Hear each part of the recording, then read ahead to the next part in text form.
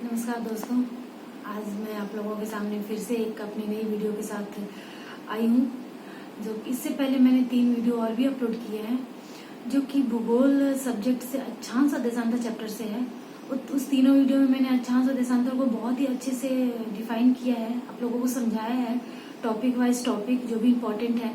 अगर ये तीनों वीडियो आप अक्षांश और देशांतर चैप्टर को पढ़ने के लिए अगर देखते हो तीनों लगातार, मतलब 1 बाय 1 करके, तो आपको अक्षांश और देशांतर चैप्टर से जो भी सीटेट एग्जाम में क्वेश्चंस आएंगे वो उससे बाहर कभी भी नहीं आएगा। तो अगर आप लोग रियल में सीरियस हो सीटेट एग्जाम को लेके कि हाँ सीटेट क्वालिफाई करना है, तो आप लोगों को जो भी मैं चैप्टर्स बताते जाऊँ, जैसे अक्षांश और देशांतर का मैंने बताया है, तो उसके आप तीनों वीडियो देखो, ताकि आपको टॉपिक वाइज टॉपिक मैंने सब कुछ अलग अलग पार्ट वाइज पार्ट करके मैंने टॉपिक को, एक चैप्टर को पार्ट वाइज पार्ट करके उसमें ऐड किया है। तो आपको अक्षांश और देशांतर चैप्टर जानने के लिए वो तीनों वीडियो देखना होगा और आपको बहुत ही अच्छे समझ में आएगा, क्योंकि मैंने सारे टॉपिक एक ही वीडियो में नहीं डाले हैं, मैंने 3 पार्ट में करके डाला है, ताकि आप लोगों को समझने में बहुत ही आसानी हो। उसके बाद मैं आगे भी जितने भी ज्योग्राफी चैप्टर हैं, हिस्ट्री हैं, सिविक्स के हैं, सब्जेक्ट के हैं, ये सबके मैं सीटेट प्रिपरेशन क्लास में अपने बताऊंगी बहुत ही अच्छे तरीके से, जैसे मैंने अक्षांश और देशांतर को बताया। और अभी मैं भूगोल ही बता रही हूँ, भूगोल सब्जेक्ट। अभी मैं 2-4 दिन में हिस्ट्री भी शुरू करने वाली हूँ, सिविक्स भी शुरू करूंगी, साथ में मैं चाइल्ड डेवलपमेंट का भी क्लास लूंगी। तो ये सब कुछ मैं बताने वाली हूँ लाइन वाइज लाइन करके, लेकिन फिलहाल अभी तो मैं जो अक्षांश और देशांतर को बताई हूँ उसको आप पढ़ लो, क्योंकि उससे बाहर सीटेट से कहीं भी से भी कुछ भी नहीं आएगा। तो आज मैं जो वीडियो आप लोगों के लिए बनाई हूँ वो मैं भूगोल का जो भी सीटेट एग्जाम के लिए जो सिलेबस है उसको मैंने अपने तरीके से प्रेजेंट करके, मतलब मैं अपने तरीके से जो भी आप लोगों को बताऊंगी, जो भी चैप्टर को मैंने पार्ट वाइज पार्ट अलग करके और मैं बताऊंगी, तो वो मैं सोची कि पहले आप लोगों को बता दिया जाए, ताकि आप लोगों को भी एक जैसे मुझ पे ट्रस्ट हो जाए कि हाँ ये चैप्टर बताएंगी और रियल में ये सब चैप्टर मतलब सीटेट एग्जाम तैयारी के लिए बहुत ही इम्पोर्टेंट है। तो इसलिए मैं सोची कि मैं जो आप लोगों को भूगोल से रिलेटेड जो भी सब चैप्टर्स बताने वाली हूँ वो मैं आप लोगों को पहले बता दूं, उसके बाद मैं नेक्स्ट ये चैप्टर पे जाऊं भूगोल के ही। तो ये जो मैं आप लोगों को मैंने जो चैप्टर बताऊंगी अभी, जो ये सीटेट जो सिलेबस है हमारा एसएसटी का, उस पे ही निर्धारित है। बस मैंने उसको अपने हिसाब से पार्ट वाइज पार्ट थोड़ा बहुत इधर, क्योंकि जैसे एक ही चैप्टर में जैसे हमारा ग्लोब है तो ग्लोब के अंदर ही अक्षांश और देशांतर आता है, लेकिन मैंने यहाँ पे ग्लोब अक्षांश देशांतर इसको थोड़ा थोड़ा अलग करके आप लोगों को आसानी के लिए मैंने चैप्टर पार्ट वाइज डिवाइड करके चैप्टर को थोड़ा सा अलग अलग करके बनाई हूँ और अलग अलग ही समझाऊंगी, ताकि आप लोगों को बहुत ही अच्छे से समझ में आए। तो चलिए आइए आते हैं कि मतलब बताती हूँ मैं कि आपको कौन कौन से पढ़ने हैं और कौन कौन से मैंने पढ़ा दिए हैं। अभी तो मैंने अक्षांश और देशांतर ही पढ़ा है, बट इसके बाद मुझे जो लगेगा कि जो उसके बाद इम्पोर्टेंट है वो चैप्टर मैं आप लोगों को नेक्स्ट क्लास में बताऊंगी। तो चलिए देखते हैं कौन कौन से आप लोगों को सीटेट एग्जाम के लिए पढ़ना है। अगर आप लोग सीरियस हो तो पढ़ना स्टार्ट कर दो अभी से ही, और अगर मेरे चैनल को सब्सक्राइब नहीं किए हो तो आप लोग मेरे चैनल को भी सब्सक्राइब कर लो और फॉलो करो। और आप लोगों को मेरे वीडियो देखने के बाद जो भी मैं आप लोगों को स्टडी करा रही हूँ, उसके बाद आप लोगों को बाहर कोचिंग ट्यूशन सीटेट के लिए कहीं भी जाने की जरूरत नहीं है। आप लोगों को सब कुछ यहाँ पे अवेलेबल है, बस आप लोगों को पढ़ना है। तो आप लोग अभी से शुरू करो पढ़ना और सीरियस हो जाओ सीटेट एग्जाम के लिए, क्योंकि सीटेट के लिए पढ़ना बहुत ही जरूरी है। तो चलिए आइए आते हैं आज के टॉपिक पे। तो ये मैंने एक चार्ट के रूप में बनाया है, जो कि सिलेबस के अकॉर्डिंग ही सारे चैप्टर्स हैं भूगोल के। देख के भी आप लोगों को समझ में आएगा कि आप लोगों को कितने इंटरेस्टिंग और इम्पोर्टेंट टॉपिक मैं पढ़ाने वाली हूँ आगे।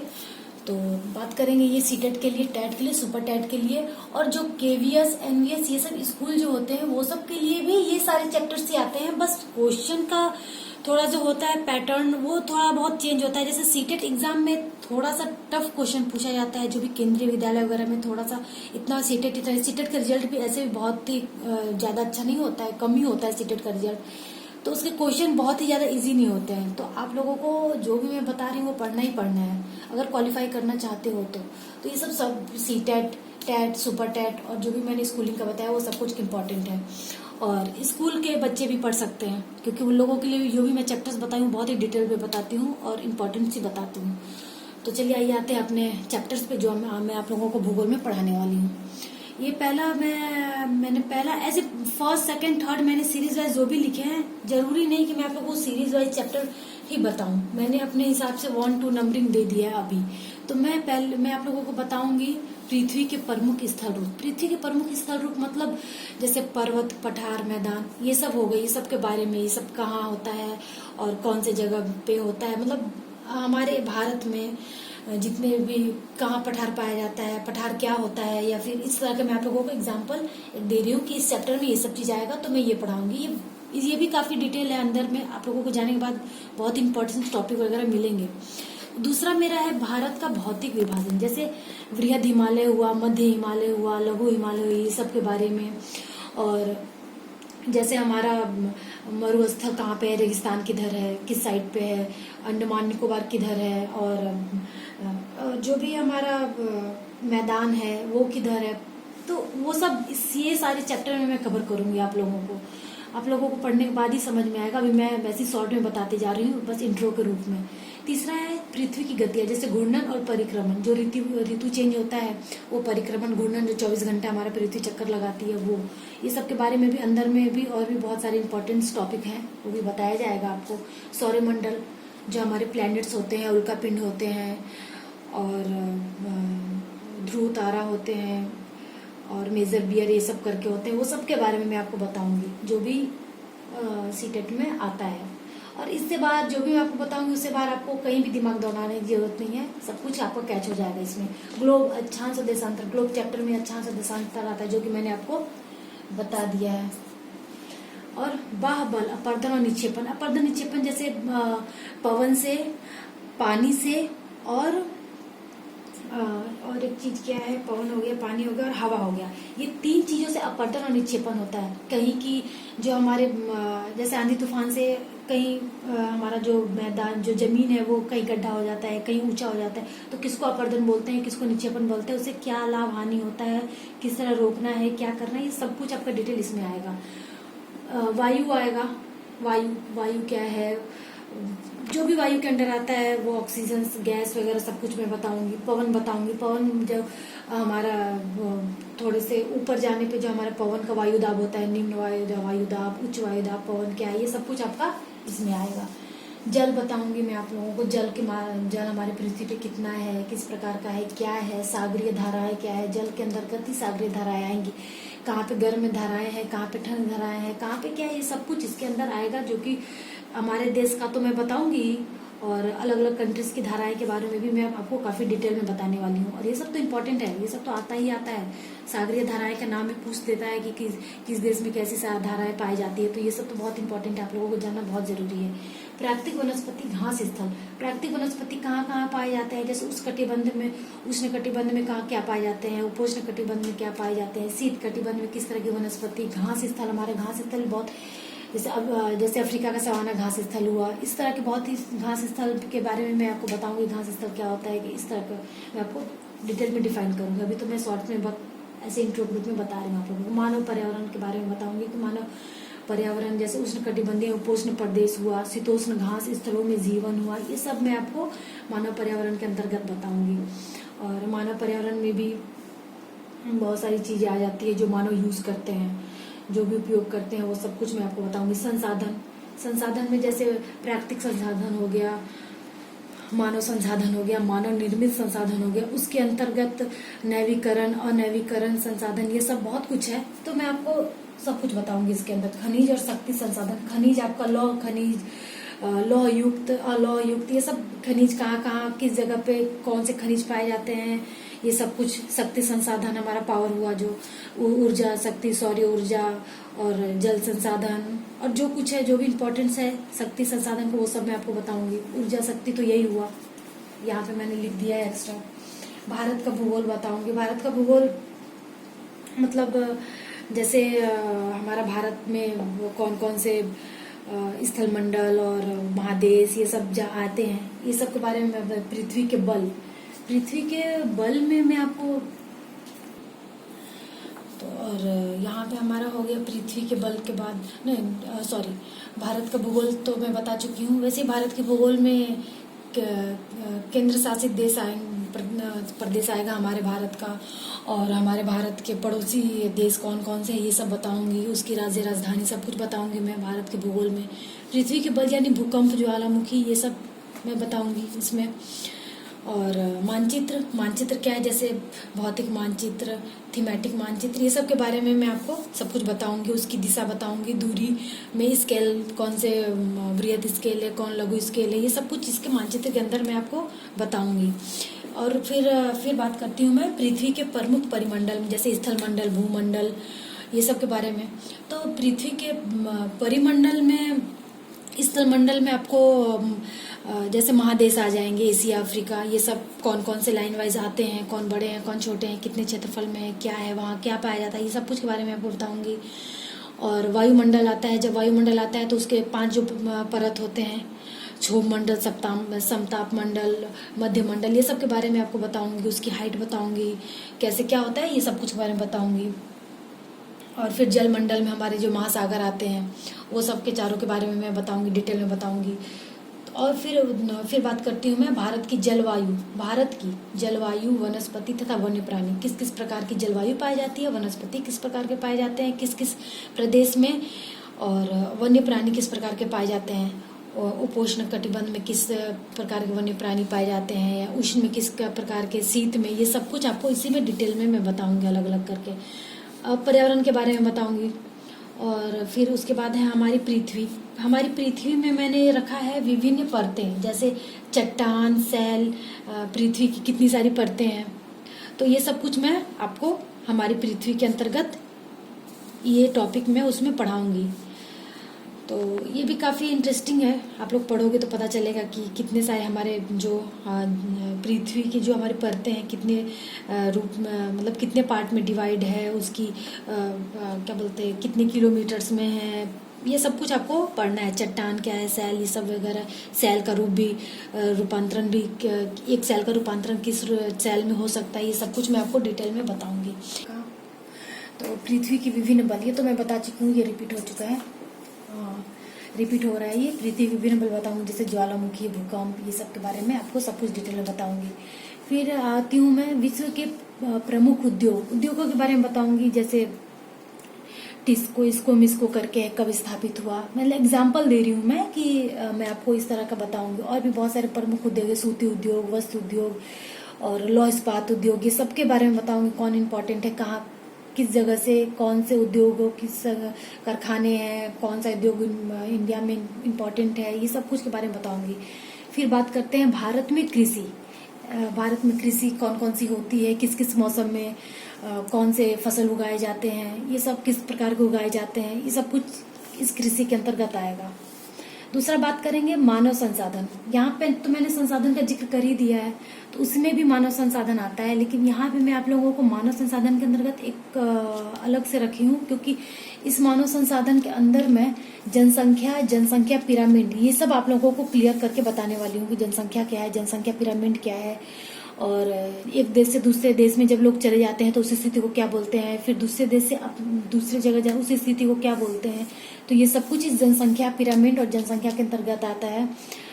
और भी बहुत इसके ग्राफ्स हैं जनसंख्या के, वो सब मैं आपको चैप्टर में जब जाऊंगी तब समझाऊंगी। परिवहन मतलब हमारे भारत में या फिर और कंट्रीज के भी परिवहन के बारे में मैं बताऊंगी, जैसे ये क्या बोलते हैं, रेल परिवहन, सड़क परिवहन, ये सब के बारे में। तो और मैं एक और बात बोलना चाहती हूँ कि जो हमारा भूगोल चैप्टर, जो हमारा भूगोल सब्जेक्ट है सीटेट के लिए, टेट के लिए, सुपर टेट के लिए, किसी भी चीज के लिए, वो हमारे भारत का भूगोल से रिलेटेड ज्यादा आता है, जो हमारे इंडिया ज्योग्राफी से ही आती है, इंडियन ज्योग्राफी से। जो बाहर का जो ज्योग्राफी होता है उससे ऐसा नहीं बोलूंगी कि नहीं आता है, लेकिन बहुत कम आते हैं ऐसे क्वेश्चंस। लेकिन जो हमारा इंडियन ज्योग्राफी होता है उससे वो ज्यादा क्वेश्चन मैच करता है सीटेट एग्जाम में। तो इतना अगर आप लोग पढ़ लोगे ना, तो फिर आप लोगों को सीटेट क्वालिफाई करने से कोई नहीं रोक सकता है। लेकिन आप लोगों को जो मैं बता रही हूँ वो पढ़ना होगा।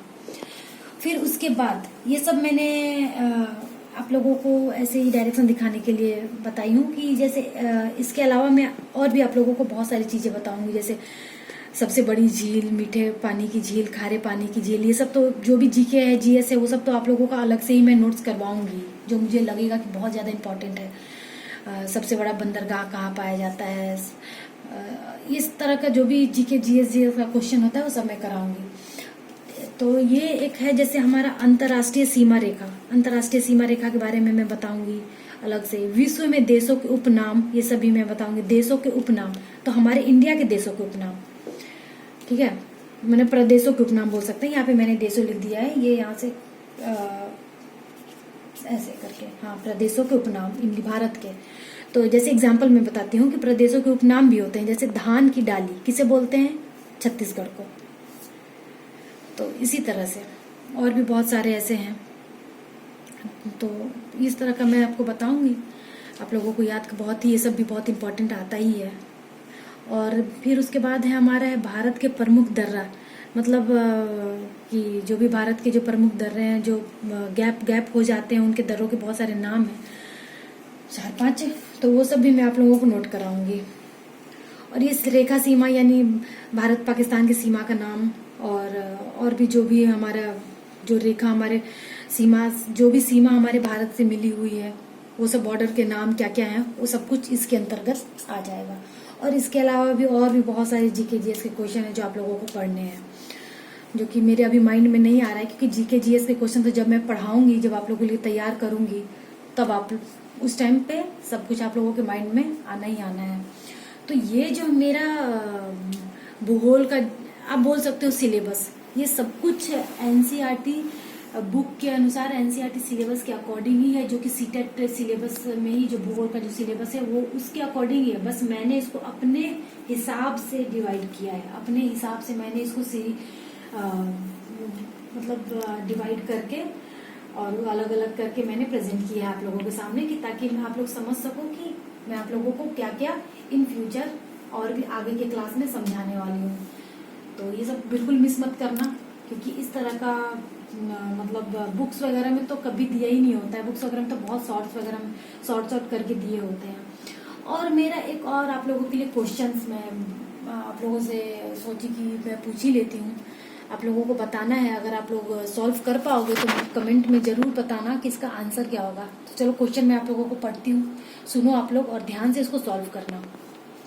ये हमारा अक्षांश और देशांतर चैप्टर से ही है, और आप लोग तीनों वीडियो अगर देखे हो तो बहुत हद तक इस क्वेश्चन को सॉल्व कर पाओगे। जैसे हमारा क्वेश्चन है, 2 स्थान है जो आईएसटी के 15 डिग्री के दूरी पर स्थित है। ये हमारा सपोजिट आईएसटी है, तो यहाँ एक 15 डिग्री की इधर, एक इधर, इस तरह से स्थित है। तो दोनों के बीच समय का अंतर कितना होगा? आपको ये 15 डिग्री जो है ये दूरी पे 2 स्थान स्थित है, तो ये दोनों के बीच के समय का अंतर आपको कितना होगा ये आपको निकालना है। मेरा ऑप्शन है 1 hours 30 minute, 2 hours and 4 hours. तो ये 4 ऑप्शन में से कौन सा ऑप्शन सही होगा आप लोगों को आंसर देना है। तो आप लोग ये क्वेश्चन, और ये कोशिश करिएगा कि आप लोग ऐसा नहीं कि ये क्वेश्चन को सॉल्व करने में 10 मिनट 20 मिनट ऐसा ले लेना, आप लोगों को टाइम भी कम लेना है, क्योंकि एग्जाम में जब आप लोग एग्जाम देने जाते हो तो एक क्वेश्चन पे इतना टाइम आप लोग नहीं दे सकते हो। आप लोगों की हैबिट भी ऐसी होनी चाहिए कि क्वेश्चन आप लोग पढ़ो और उसका आंसर आप लोगों के माइंड में तुरंत आ जाए। ऐसा नहीं कि आप लोग सोचने लगो कि नहीं क्या होगा, तो उसमें टाइम भी लिमिट होता है एग्जाम्स में, और ऐसा नहीं कि बहुत ज्यादा टाइम होता है। तो आप लोगों को क्वेश्चन जल्दी से जल्दी सॉल्व करने की भी प्रैक्टिस करना पड़ेगा एग्जाम्स के लिए। तो आप लोग इसको सॉल्व करो। और तो ये जो मेरा क्वेश्चन है, अगर आप लोग मेरे पहले वीडियो को देखते हो तो वो भी आप लोगों को ये क्वेश्चन आप बहुत ही आसानी से सॉल्व कर पाओगे। और मेरे दूसरे तीसरे वीडियो को भी देखो आप लोग, तो उसमें से भी आप लोगों को बहुत ऐसी नॉलेज मिलेगी जो इस क्वेश्चन को सॉल्व करने में आप लोगों की मदद करेगी। तो ये सब मैं आप लोगों को हिंट भी दे देती हूँ। ये सब कुछ डिपेंड करता है इस 15 डिग्री पर। और मेरा फर्स्ट वीडियो आप लोग देखना, उसमें भी आप बताया गया है, उसमें भी मैंने न्यूमेरिकल टाइप का एक क्वेश्चन डाला है और ये डिग्री पे ही है, तो आप लोग इसको भी आसानी से निकाल सकते हो। तो इसलिए इसका आंसर अगर आप लोग चाहो तो कमेंट बॉक्स में बताना, और जल्द से जल्द इसको सॉल्व करने की कोशिश करना, ज़्यादा टाइम नहीं लेना है इसको सॉल्व करने में। और बाकी जो मेरा फर्स्ट वीडियो है उसका क्वेश्चन भी मैं एक बार और आप लोगों को कभी भी जब मुझे ऐसा लगेगा कि रिपीट करना चाहिए तो मैं फिर से वो रिपीट करूंगी वो क्वेश्चन आपको पूछने के लिए। तो चलो ठीक है, आज का क्लास तो इतना ही। फिर मैं नेक्स्ट क्लास के साथ आऊंगी आप लोगों को लेके। और मैं सोच रही हूँ कि भूगोल का ही मैं एक और चैप्टर बताने के बाद ही आप लोगों के सामने हिस्ट्री का स्टार्ट करूँ चैप्टर। तो ये आप लोग ये जो मैं आप लोगों के सामने चैप्टर लेके आई हूँ, इसको भी आप लोग ध्यान से देख लेना कि आप लोगों को पढ़ना क्या है और आप लोगों को कितना समझ में आ सकता है। तो मैं समझाऊंगी, समझ में जो आप लोगों को समझ में आ सकता है, नहीं मैं ही समझाऊंगी आप लोगों को जो भी समझाना है। और मैं बहुत ही अच्छे से समझाने वाली हूँ आप लोगों को। तो आप लोग बस रेडी रहो पढ़ने के लिए। और अब सीटेट एग्जाम में तो टाइम है, थोड़ा टाइम है, थोड़ा तो नहीं बोलेंगे, पता नहीं कब होगा, लेकिन अभी से आप लोग तैयारी शुरू कर दो सीटेट का, क्योंकि उसके लिए टाइम चाहिए होता है। सीटेट की तैयारी के लिए आप लोग ऐसा नहीं कि कम समय में सीटेट की आप लोग क्वालिफाई कर लोगे।